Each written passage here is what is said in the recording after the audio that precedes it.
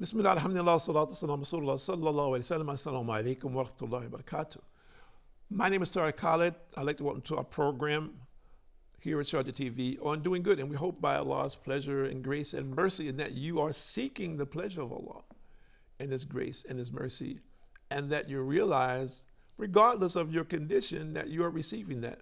That whatever your condition could be presently, it could be a lot worse. And so be thankful under all conditions and ask Allah with humility to improve that condition.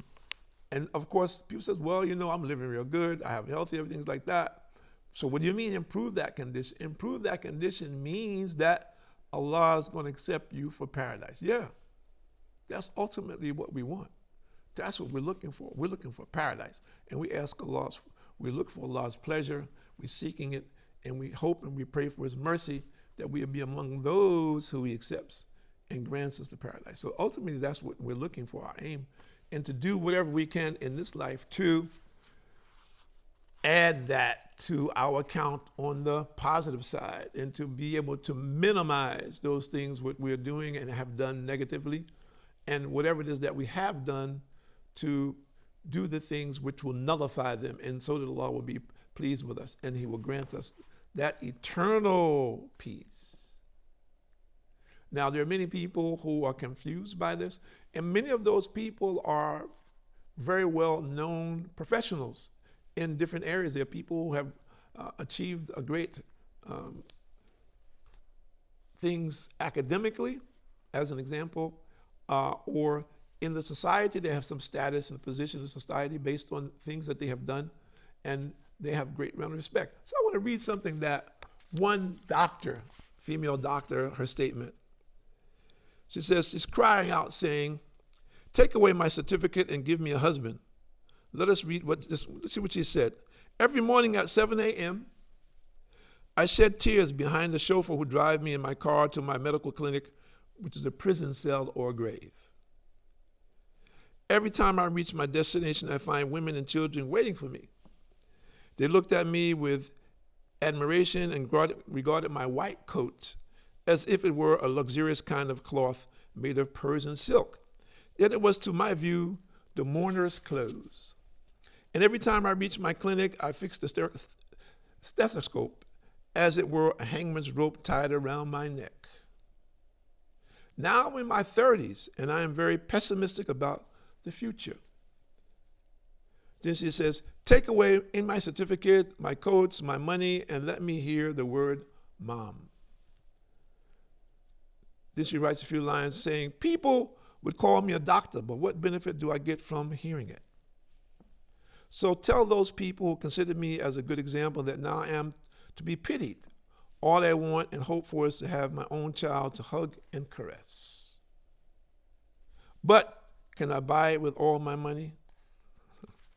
So if we look at this, we find this example of a person who thought and worked very hard for material success in achieving that which she achieved. She was a doctor, well-known and well-loved. And of course, we will never belittle that. And that is truly an accomplishment. But at the same time, the satisfaction of some very simple things which Allah subhanahu wa ta'ala has created us to fulfill. And many of our young people today are putting these things aside and pursuing the material things, thinking that these material things are going to give them what they want. That if I seek out a particular degree, and we're not of course at all saying don't pursue education, not at all. We're very much in favor of education and higher education, without doubt. But we need to understand something, that we need to put into our thinking the commandments of Allah subhanahu wa ta'ala in relationship to our education, in relationship to our profession and career. And many people are putting this to the side. And as a result, they get lost. And then They want to know, why am I lost? I don't understand. I'm confused. I set this goal, I achieved this goal, but now I'm just kind of lost. And unfortunately, many people like that. And what happens, a very high percentage wind up being substance abusers. Substance abusers meaning drugs and alcohol, to the point where they lose control at some point in time if they don't get help. And it's simple. It's really very simple. And also, unfortunately, I hate to say this is happening to Muslims also, because there are many Muslims themselves who are not following the tenets of Islam. Very simple. They are Muslims, but they are Muslims in name. They're not following the tenets of Islam. So similarly, they have chosen a path which is in conflict with that, and or they're submitting to other things which are taking them away from that which Allah has given us. So, for example, a young man, he's in university, he's pursuing his career, his profession, and then he meets a young lady. And this young lady is just overwhelming for him. She's so attractive. He is so attracted to her that he can't really focus on his studies. He finds himself, he wants to spend time with her. He wants to talk to her. And she's the same. Okay, an example. They're both just in a ball of confusion, for lack of a better description. What did they do? Some society says, well, just be boyfriend and girlfriend until you graduate. And then when you graduate and you go to work and you get a job, you get married. But from our perspective, boyfriend and girlfriend, suppose they're boyfriend. Let's look what happens so many times. They're boyfriend and girlfriend, they're freshmen in college. And then by the time of their junior year or senior year, they fall apart. Now what happens? What happens to that girl and her reputation? What happens to this young man and his reputation? So in many societies, they say, well, there's nothing wrong with that. This is common. Boyfriend and girlfriend is something accepted with us. Life goes on. You're going about your ability. No, we don't believe that from Islamic perspective. This relationship is not a lawful relationship. So these two young people, if they want that relationship, they should get married, and they should speak to their parents and find out how that can be workable for them, how they can continue and study and be married. Most parents will say, no, I don't want you to get married because we can't afford this, and you need to focus on your studies. When you graduate, you start to work as a young man, then you get married, you marry this young lady and you take care of her. That's the right way to pursue. Then some parents will say, okay, fine. If you're so attracted to this young lady, and she is, you ask, let's talk to her parents, see if we don't allow you to get married, and we'll support you until you graduate. Another group of parents will say, well, listen, I'm taking my daughter out of this school. I'm taking my son out of school. I don't want you two together. So there's a whole host of things that people will do in relationship to that. But by and large, what is happening today is that most people are just allowing the young people to be together, and this is wrong. The point I'm making is that, unfortunately, there's so many cases that they don't get married, they go through this fling that they have, and they go on with their life in separate directions. And as a result of that, there's other things that go on in their life and continue in that path. Why? Because they started off in the disobedience to Allah. And if they do not correct that path, they don't repent and correct that path. In many ways, this door is open, and when that door is open, it's very difficult to close it.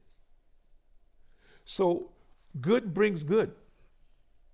And I say this to parents that are out there, for the sake of your children, they may resist whatever it is that you're attempting to do with them, but make them understand, you want good, then do good. Stay on the path. It may be very difficult for you, especially when you're fighting against your desires. And I'm someone who lived that, so I know, basically it's not theory for me, it's not a guess. We're not guessing at this. So we have to understand this and implement it in our life for the sake of our own benefit, individually and for those whom we may impact. And professionals today have a great impact on whomever it is that their clientele may be. So however you're operating as a professional in whatever it is that you do, whether it may be outside of the workplace, is important. And there's a point that we're seeing also today. In relationship to this, we're seeing a lot of corruption of people who are in the public eye, and people look up to them. They envy them, or they see them as mentors. But because they do not have the proper discipline of worship and devotion to their Lord, they fall prey, of course, to their desires. We're all weak. And unfortunately, these things become exposed to the general public. So, for example, you have athletes who become famous and globally. In their countries, maybe they become famous, and then internationally become famous. And of course, the brands and everybody picks them up. And then what happens?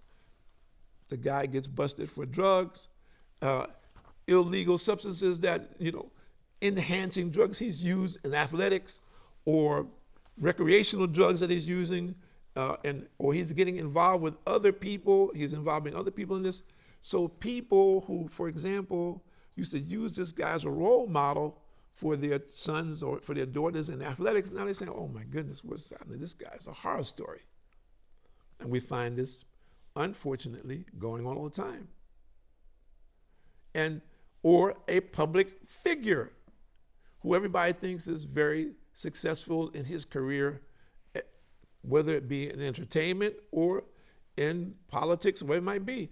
And then we find out, oh, oops, this guy, he did so-and-so to this girl, and there's a list of cases against him of people who says he's done some kind of injustice to them, as an example. Or this is a woman, there's some things that's been found out about her and exposed about her. Everyone has looked up to her because she set a great role model because of some movie or serial that she played in as a mom.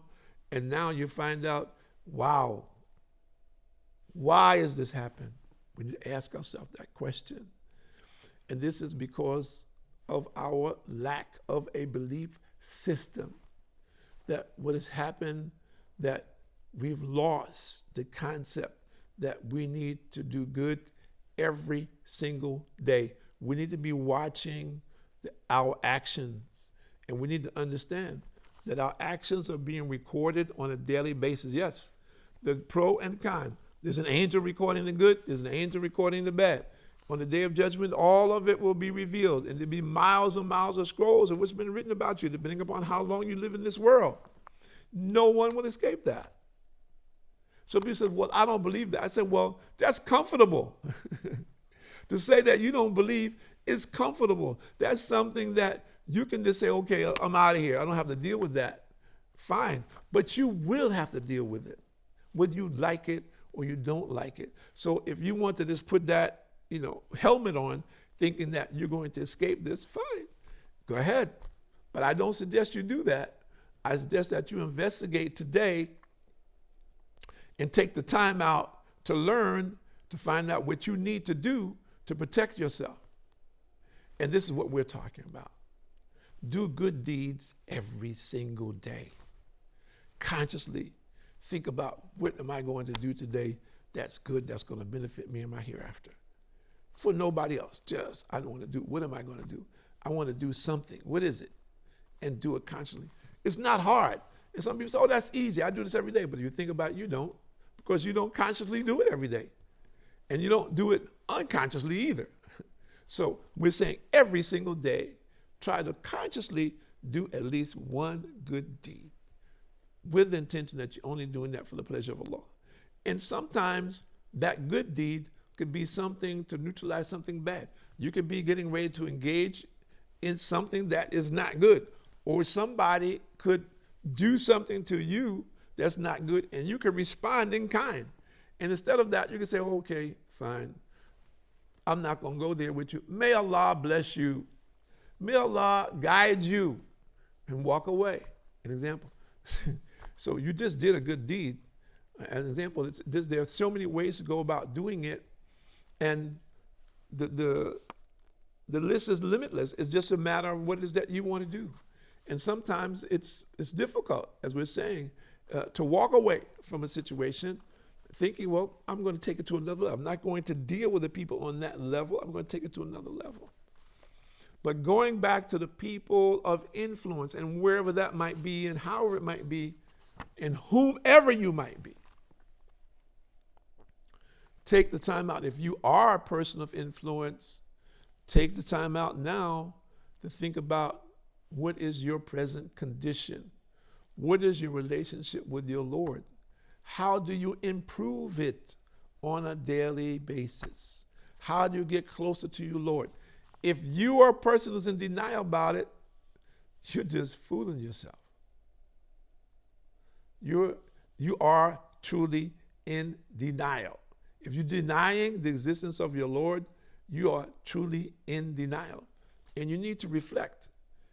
You need to reflect. You need to really look and see, do I really believe that? I'm saying that, I'm living like this, but do I really believe that? Have I fooled myself? Am I really faking myself out? Because this is just something that I want to do. I just want to do my thing and kick everything else to the side.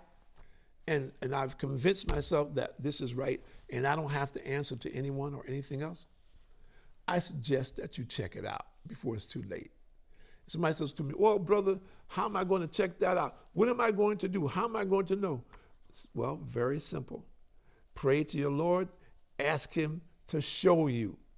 He said, well, I don't know how to pray. He said, well, take a bath, raise your hands, and pray to the one and only God and ask him to guide you. It's simple. Simple. And be sincere. So look forward today to doing that good deed. Do it today. Think about it consciously and take the action on it. My name is Tariq Khalid. Thank you for joining us here, Sharjah TV, on Doing Good, and may Allah subhanahu wa ta'ala guide everyone who sees these programs to the good, and may you be a guide for others and encourage others to do good today. Assalamu alaikum wa rahmatullahi wa barakatuh.